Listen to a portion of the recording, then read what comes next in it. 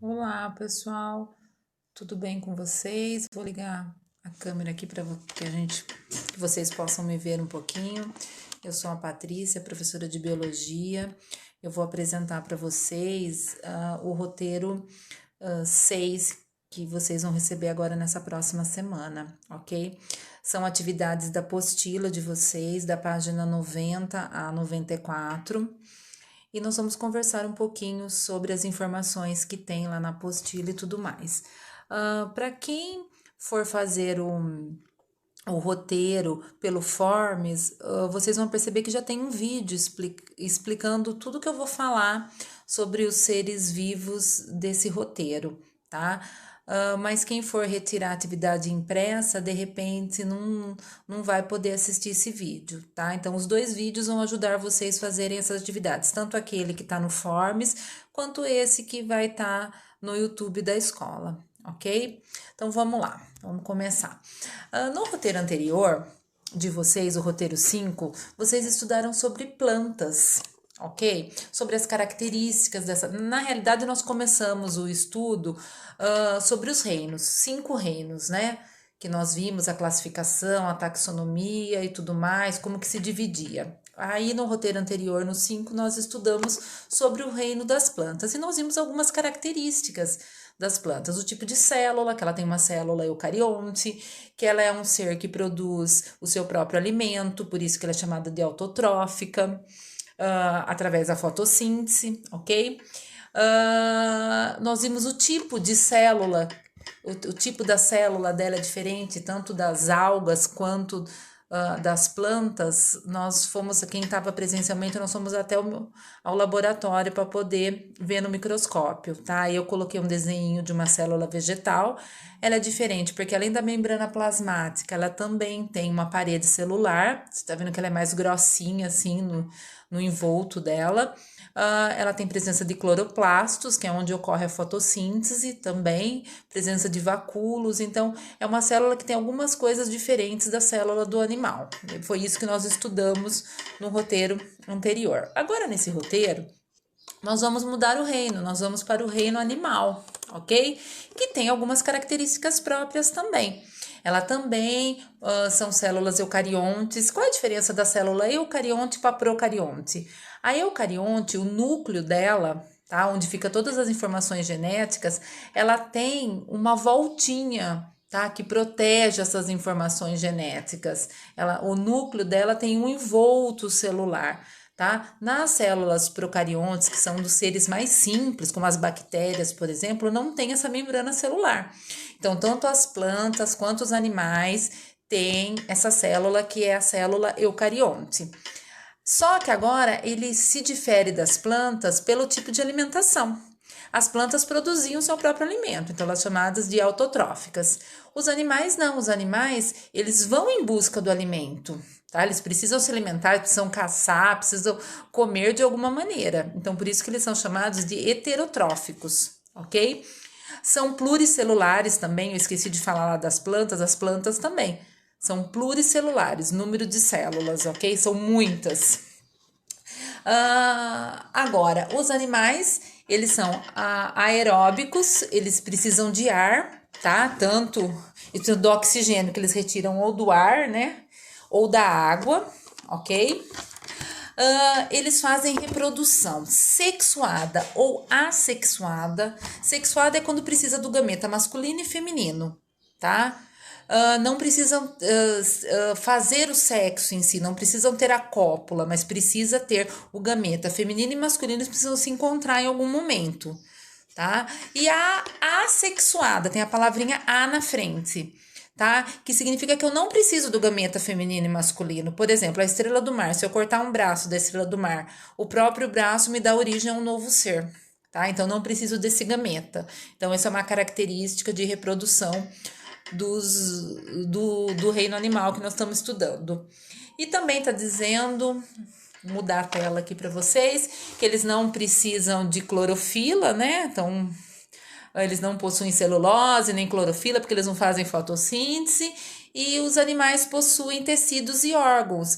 E quanto mais especializado o animal, que nós vamos ver, nós vamos começar dos mais simples, mais primitivos, eles não, os primitivos, os simplesinhos, eles não têm órgãos especializados. Agora, até chegar em nós, né, que somos seres complexos, a gente tem um sistema de órgãos e tecido muito completo.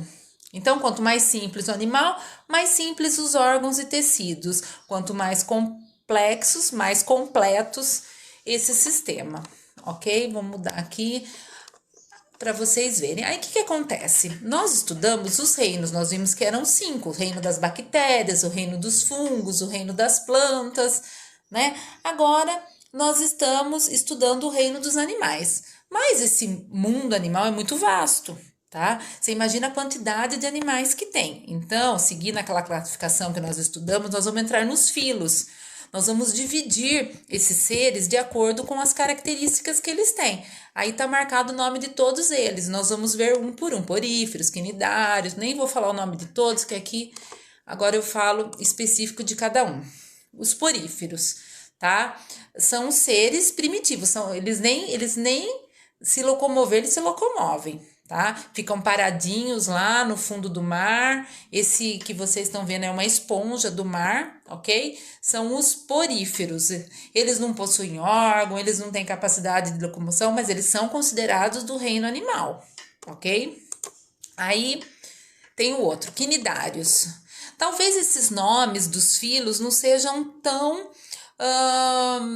não estejam tão presentes no vocabulário de vocês, mas os animais que fazem parte desses filos, vocês conhecem sim, tá? Esse desenho aí que eu coloquei, águas vivas, caravelas, hidras, são animais que vivem na água, tá? Tanto em água doce quanto em água salgada, eles já possuem locomoção. Alguns são sésseis, alguns não se movem, mas a maioria já começa a se locomover, ok? Então faz parte do reino animal também. Vamos para o próximo, plateumintos. Agora nós vamos entrar na parte dos vermes. Tem os vermes achatados, que são esses, plateumintos, tá? Tênia, solitária, esquistossomo, planária, são esses vermes. Aí nós temos os outros vermes, os vermes que são redondinhos, são cilíndricos, a famosa lombriga, né? Faz parte dos neomateumintos. São 2 tipos de verme, 2 tipos de animais diferentes, tá? Aí nós entramos nos anelídeos, que quando se fala em anelídeo, todo mundo já pensa na minhoca, né? Mas são esses mesmo, tá? Sanguessuga, minhoca, são desse filo anelídeos aqui. Possui corpo segmentado, segmentado é tudo separadinho, assim, como se fosse cortadinho, né? Por anéis. Eles vivem em ambiente úmido. Aí tem algumas características aí dos anelídeos, ok? Isso aqui é mais para vocês conhecerem esse filo e não as características desses animais, não. Aqui eu coloquei por curiosidade, ok? Aí tem os equinodermos, tá vendo que os bichos estão ficando cada vez maiores e mais completos. Os equinodermos, pepino do mar, estrela do mar, ouriço do mar, eles já começam a ter um tipo de esqueleto calcário diferente do nosso esqueleto, tá? É chamado exoesqueleto. Tá? Eles já começam a ter estruturas, órgãos mais especializados. Aí, eu até esqueci de mudar os equinodermos aqui para vocês verem, tá? Aí passa para a parte do molusco. Molusco também já são bichos, animaizinhos que a gente já tá mais acostumado a ver, né? Que daí são caramujos, lula, polvo, mexilhão, faz parte dos moluscos, ok? Aí nós vamos para o filo que tem o maior número de representantes, que são os artrópodes. Aí tem insetos de todos os tipos, aracnídeos, insetos, borboletas, abelhas, barata, mosca, os aracnídeos, aranhas, ácaros, escorpiões, carrapatos, até os crustáceos, lagosta, caranguejo, camarão, siri, tudo faz parte desse grupo. Ele é que tem maior representatividade no reino animal, é esse filo aí que tem o maior número de espécies diferentes, tá? Aí nós entramos, todos aqueles que nós vimos anteriormente, os mais simples, são os invertebrados, ok? Eles não possuem um esqueleto, apesar de eu falar que aquele tem um esqueleto de calcário, mas ele é chamado exoesqueleto, não é que nem o nosso esqueleto ainda. Agora nós vamos ver os animais vertebrados, tá? Que pertencem aos cordados que eles falam, tá? Que é a presença da medula espinhal. Medula espinhal é aquela que fica dentro da nossa coluna, tá? E aí, para piorar a nossa situação ou para melhorar, não sei, eles são divididos em 5 classes. Então, era o reino animal, o filo cordado, né? Que são os vertebrados, e aí eles são divididos em 5 classes, que nós já conhecemos: os peixes, anfíbios, répteis, aves e mamíferos, ok? Coloquei aqui, mas não é novidade, né? Fotinho do peixe, alguma característica do peixe. Não vou nem ficar lendo isso aí para vocês. Os anfíbios, né? Sapos, rãs, pererecas, salamandras. Eu sempre brinco com o pessoal na aula assim, né? Sapo é a mesma coisa que rã, é a mesma coisa que perereca? Não, não é. São espécies diferentes. Todos eles são anfíbios, mas cada um com a sua espécie, né? Aí tem os répteis, aqueles que rastejam, né? Jacaré, lagarto, tartaruga, cobra. Estão todos aqui na parte dos répteis. Aí passamos para o grupo das aves. Aí coloquei vários exemplos: a galinha, avestruz, pinguim, ema, papagaio, beija-flor. São os animais que possuem penas, que possuem respiração pulmonar, controla a temperatura do corpo. Tá vendo que os animais vão ficando cada vez mais parecidos com a gente, né? Estão ficando mais completos. E aqui chegamos nós, os mamíferos, ok? Aí sim, tem respiração pulmonar, a fêmea alimenta os filhotinhos, por isso são chamados de mamíferos, porque mamam, né? Essa é a principal característica: gato, cachorro, nós estamos nesse grupo aí, ok?